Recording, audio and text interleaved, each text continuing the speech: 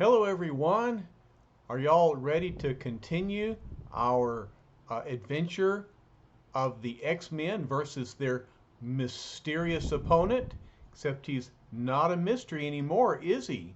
He's Magneto, the greatest, most powerful mutant opponent that the X-Men have ever faced. And yet the mystery is, how did he escape the clutches of the Stranger and return to Earth? I think we'll hear a little bit of that story today. All right, so let's recap our story as we look at the cover of the comic book. We see that Iceman alone is free of Magneto's captivity and has to face Magneto by himself. And so the title is If Iceman Should Fail. Remember that Magneto has incapacitated Professor X. He's knocked out Cyclops and Angel, and he's taken Beast and Marvel Girl captive. And so all five of them he placed into a cylinder that he's going to send up into the air. Oh my. Well, let's keep going and see if we can learn more about this adventure as we go along. Okay, so the title is If Iceman Should Fail, and the editor catches us up a little bit, just like I've done. One by one, the X-Men have been defeated by the most powerful, most deadly foe of all. For those of you careless enough to have missed our previous issue, of course, that's not us. We were sure to read it. And so the editors are going to catch us up as we go along, okay? And so here we are. We see Professor X and four of the X-Men in this large gondola that's being carried upward by a balloon. Far above Earth, a balloon is drifting, climbing ever higher toward the distant substratosphere, bringing the X-Men ever closer to their doom. Okay, and now that you've made the wisest investment of the season by buying this issue, or at least letting Papa read it to you, we suggest that you turn the page and start reading. It's really gonna rock you. Okay, let's go. Higher and higher into the endless void drifts the locked gondola as its five unconscious occupants slump helplessly against its cold, escape-proof shell. But who is the master menace that has brought one of the world's greatest fighting teams to the edge of destruction? Who else but Magneto? Magneto, the most powerful evil mutant of all time. And look, there he is, standing on the ground, gloating. You thought you had banished me from Earth forever, but I returned, stronger than ever, strong enough to destroy you all. And now I'll destroy every last trace of the X-Men's existence. He uses his great magnetic power to raise the school out of the ground. He says nothing can resist my matchless magnetic power. By harnessing only a fraction of the natural magnetism which is mine, I can raise their entire school building, only to send it crashing down in ruins. And now to release my magnetic hold, letting it... No! I have a far better idea. I shall need a headquarters for myself now that I am ready to attack the human race once more, and what supreme irony it shall be to use the former home of my enemies for that very purpose.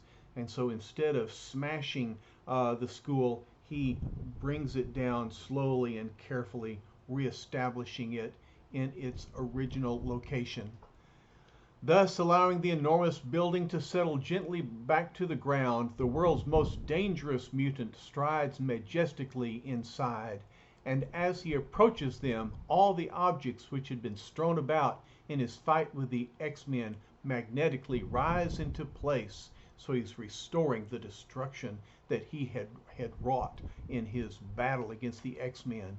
He says, the X-Men had defeated me in the past because of the weakness of those who served me. But now I fight alone. I need no allies. I am Magneto, the all-powerful. The desk of Professor X with his accursed Cerebro machine built into its surface. Cerebro created to warn him of the presence of dangerous mutants. He'll have no further use for that. All right, so Conrad and Lucy, do you know how to make the sound of Cerebro?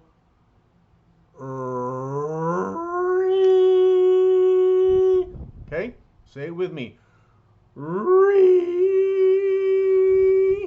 Okay, see what else is going on. Oh, goodness. He uses his magnetic power to destroy Cerebro, and it says, Foom!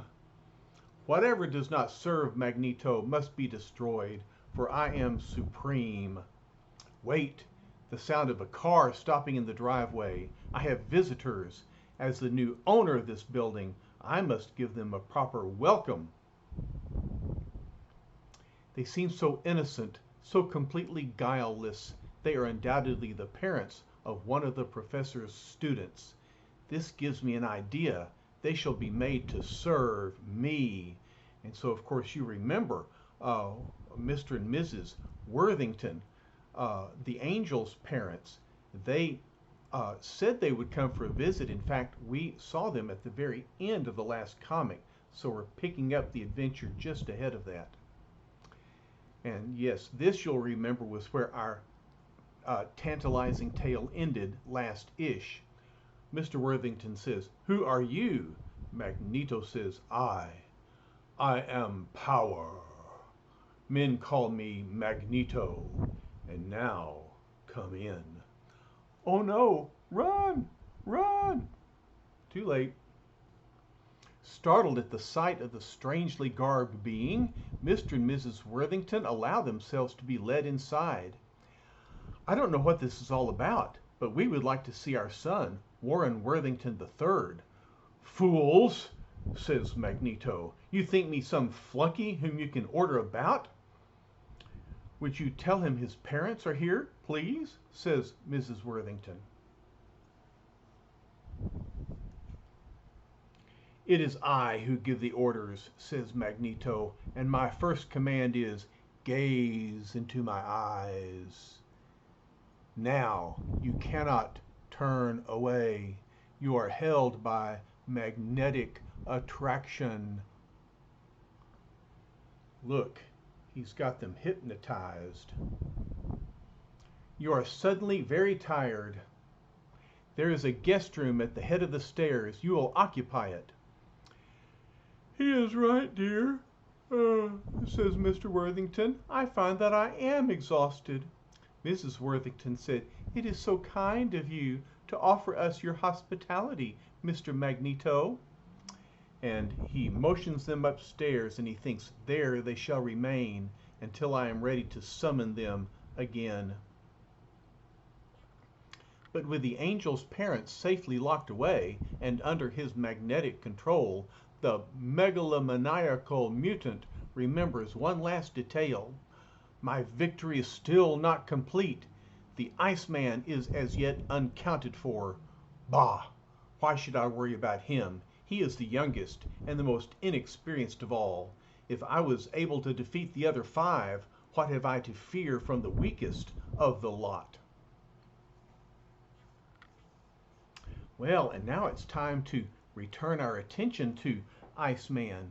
Even as Magneto speaks, the youngest of the fabled X-Men lies in his hospital room, still on the critical list, still hovering desperately between life and death. Nurse, calls the doctor. We can afford to wait no longer. He's reached the critical stage. We must take the chance and apply the new sulfa drug. Without it, he may not last the night.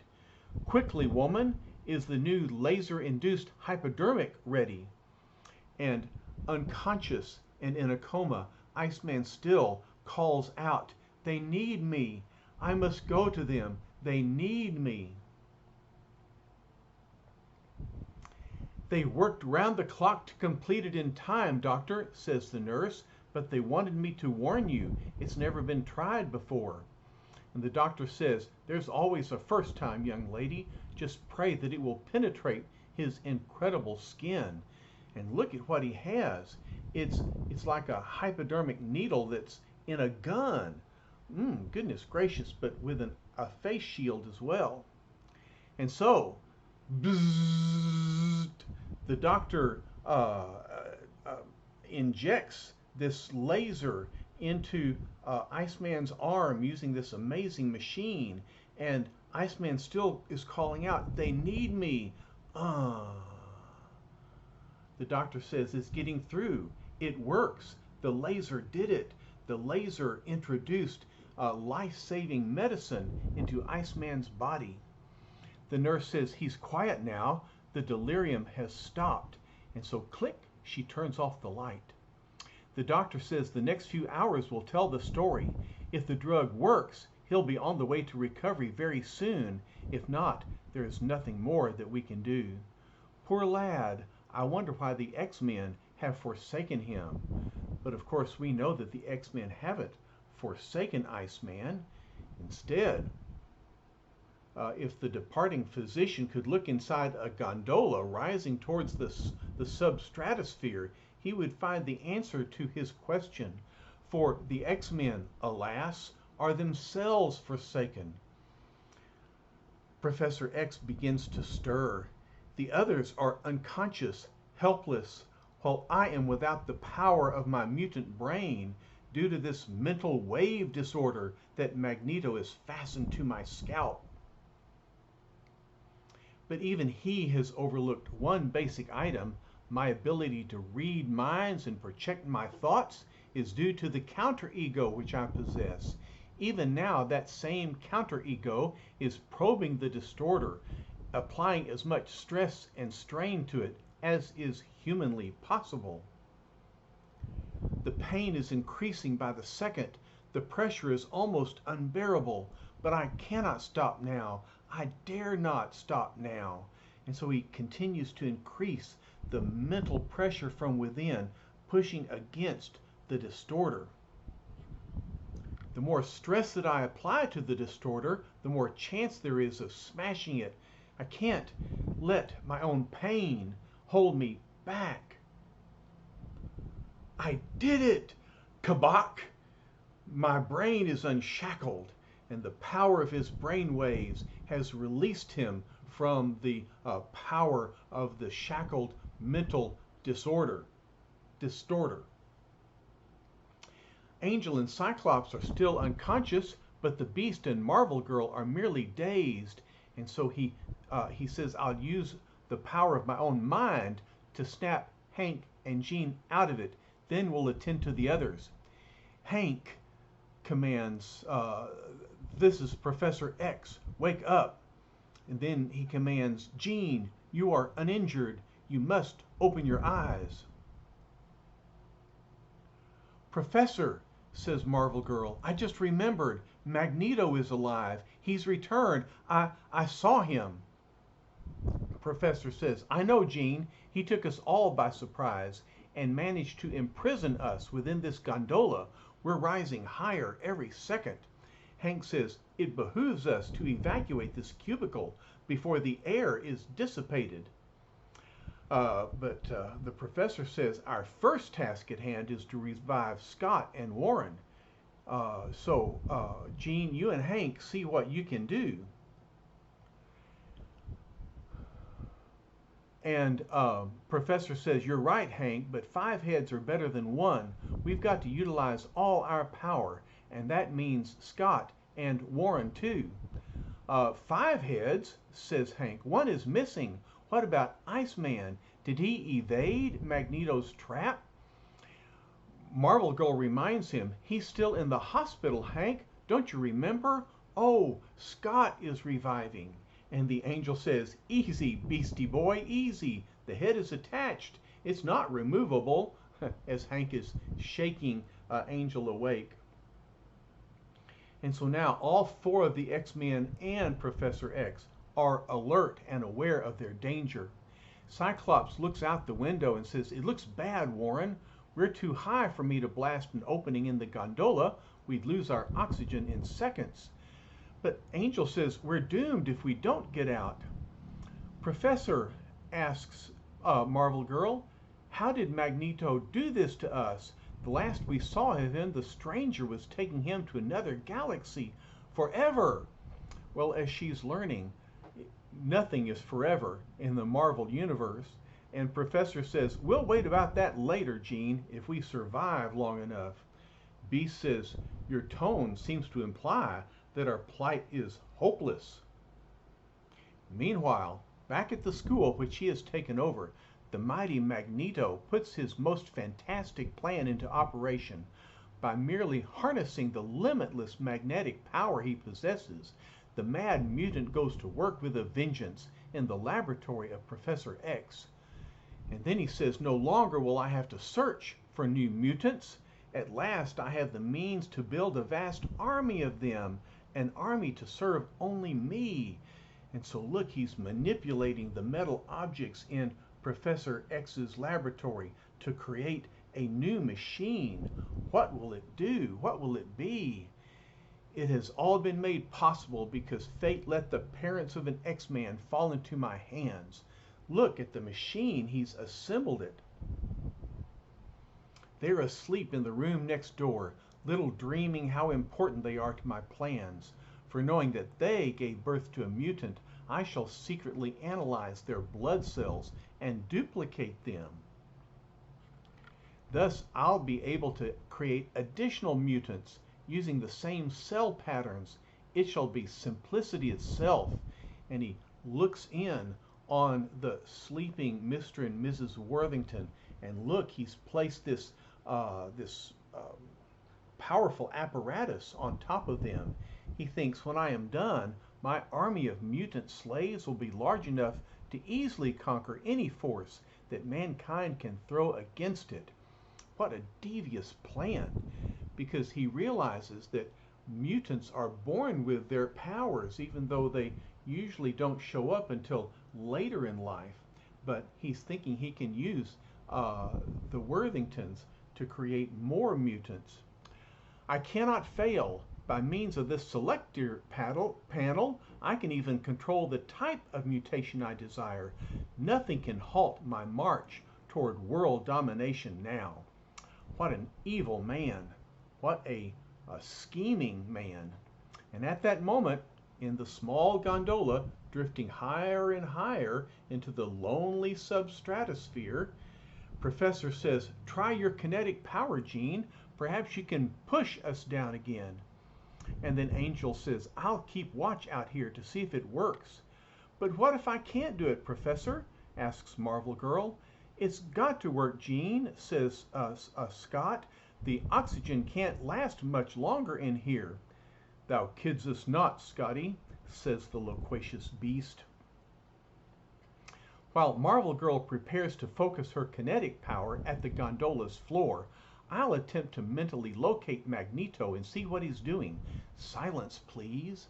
And you can see Professor's mental power flowing from him. Oh, Professor, what is it? I never saw you look so shocked before." He answers, "It's the Angel's parents. Magneto has captured them." "My mom and dad?" says Angel. "No, it can't be. Not them." "Easy, Warren," reassures the Professor. "Get a grip on yourself. We'll find a way to save them and ourselves." "But how? How?" asks the Beast. "Iceman is the key. Back away, all of you. I must think. Now."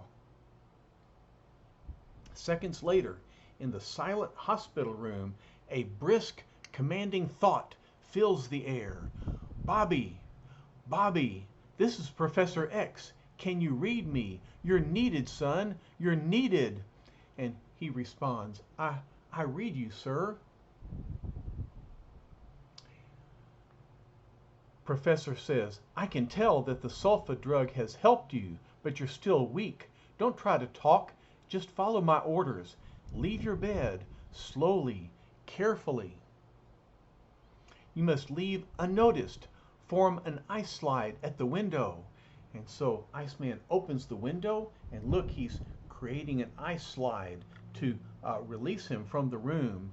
Now extend the slide as you go, over the rooftops, toward the school. Good, good. And so look, Bobby is able to slide along on his ice that he creates as he goes. And he keeps repeating, they need me, they need me. Professor says, I contacted him, he's on the way. But what can he do? Asks one of the X-Men. How can he fight Magneto or save us all alone? And Professor reassures them, he may be the youngest, but he's still an X-Man. Let's wait and see. Meanwhile, how is Jean doing? Our ascent has halted, reports the Angel. We're not going any higher. And Marvel Girl says, I have enough power to stop us from rising, but I can't force the gondola down. Hold her steady then, says the Professor. Try not to speak. We must conserve our oxygen. I'll communicate with you telepathically now. I'm about to project my thoughts downward again to probe the mind of Magneto himself. Perhaps by scanning his memory, I can learn how he escaped from the Stranger. Then, in an effort to relax his tense, worried fellow captives, while Iceman enters the fray, the Professor relates the images which he can detect in Magneto's mind.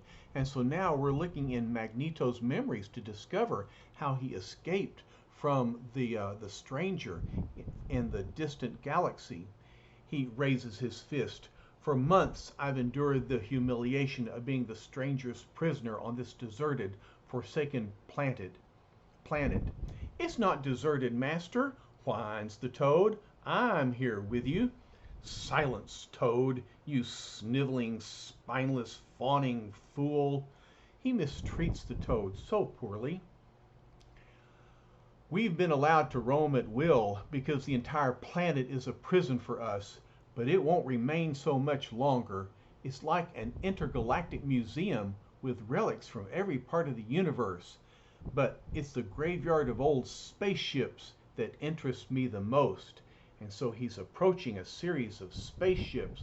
Imagine what he can do with those. This is where the Stranger has underestimated me. He knows these atomic piles of these ships are old and useless to anyone except Magneto, and the Toad is just hopping up and down with glee. Hee hee! Now I understand, Master. With the Stranger gone to survey other worlds, this is our chance to escape. Precisely. At the wave of a hand, I transform the iron gate around this ship into a ladder, which will grant me access to the hatch above.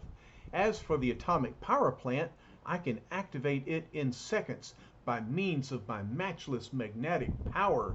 I knew it, Master, says the Toad. I knew we'd escape. Nobody can imprison Magneto. You knew we'd escape, you brainless, inconsequential clod. This is where one like you belongs. And so look, he kicks the Toad off the ladder. Magneto is going to escape and leave Toad where he is. Toad says, no, Master, no, you can't leave me behind. Master, come back, Master, come back, come back.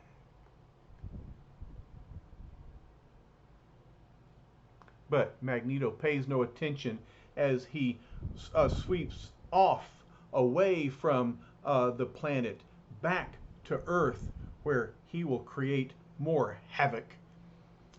Even the Stranger, brilliant and omnipotent as he is, underestimated Magneto's great, incalculable power. But now, the professor says, there's not a moment to lose. I must contact Iceman again to give him his final instruction. And then the most important part of all, I'll marshal all my remaining strength, harness all my energy for the most difficult thought projection of my life.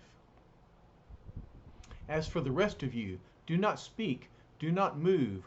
We must not waste one precious iota of the remaining oxygen. But Professor, says somebody who not paying attention to Professor's commands, how can we expect Iceman to succeed against Magneto when we've all failed? Bobby will have one advantage, answers the Professor. He knows who the enemy is. Now, silence, all of you. Minutes later, an icy, crystalline figure glides noiselessly over the wall of Professor Xavier's school for gifted youngsters. And the professor is speaking from such a long distance away, saying, there's no more that I can tell you, Iceman. I must now send my thoughts elsewhere. Our fate is in your hands, Bobby Drake. And look, by sliding on his ice slide, Bobby has arrived at the X-Men's school, and there he will confront Magneto all alone. What will he do? After all, his icy power is effective, but he is the youngest of the X-Men. How can he defeat someone as powerful as Magneto? Well, let's keep looking and see. Standing at the foot of the school, he says, I still feel kind of woozy, but this is no time to start pampering myself. There's a light on in the lab. That must be where Magneto is. I don't know if I can stall him or not, but if I fail, it won't be for lack of trying. First off, a little climb can't bother a fella who can build himself an ice ladder. And so look, he builds a ladder made out of ice and climbs up to the top. He thinks, I can hear him moving up above. And then he looks in the window and he sees Magneto. After all this time, the very sight of him still fills me with dread, with awe. Well, he is pretty awful. There's almost no limit to his power. With his strength, his built-in magnetism, he can accomplish anything. And yet I've got to overcome him somehow. But in his weakened condition, the valiant teenager momentarily loses his balance and totters. The ladder is tipping back. I can't straighten it in time, but if I fall from this height, I'll be finished. And so he topples backward. Desperately, using every ounce of stamina, every bit of skill he possesses, Iceman whips a thin, frozen cable toward the rooftop, stacking the edge at the final fateful second. And so he saves himself with an icy rope. I can't fail now, not just for myself. The others are counting on me. I did it. And so the ladder falls clank on the ground.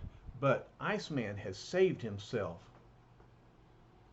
While inside the building, Magneto is so confident of his own security, so wrapped up in his incredible experimentation that he hears nothing, perceives nothing, save what occurs within the walls of his laboratory.